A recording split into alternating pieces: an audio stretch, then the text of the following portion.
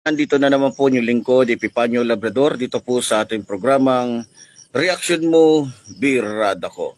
Okay, sa ating magpapatuloy, mga minamahal ko mga kababayan, ay pag-uusapan po natin ngayon, no?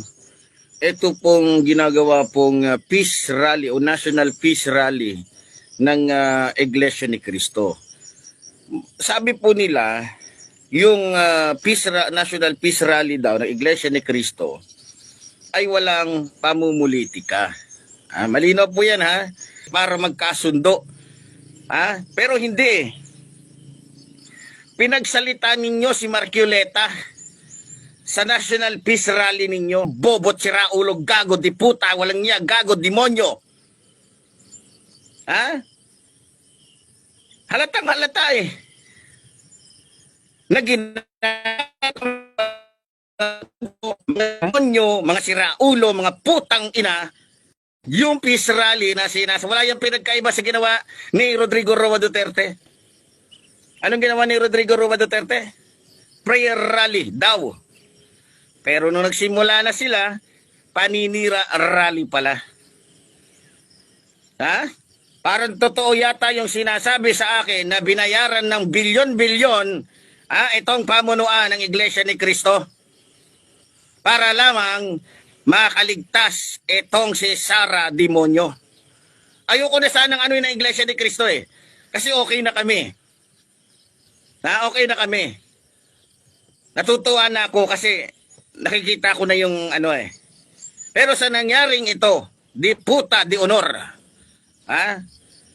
Good morning kay Apple Teach 1984. Front lang nila yun. Yes, halata naman eh. Front lang nila. Yung sinasabi ng Iglesia ni Cristo na peace rally. Putang inang peace rally na yan.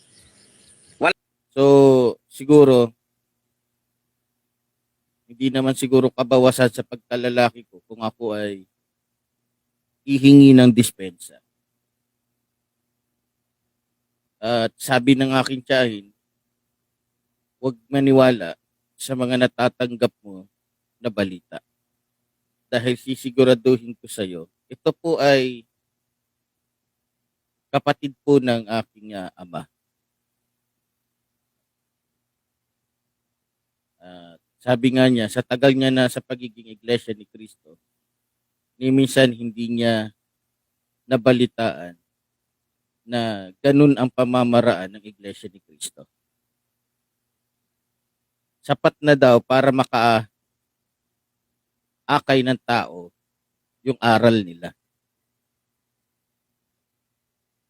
Sa totoo lang hindi ko alam. O baka pareho kaming sinasabog ng Iglesia ni Cristo at ako. At sabi niya sa akin, maraming Iglesia ni Cristo doon sa Ipil ang humahanga sa akin. Pero dahil nagulat sila, hindi ko rin sila masisi.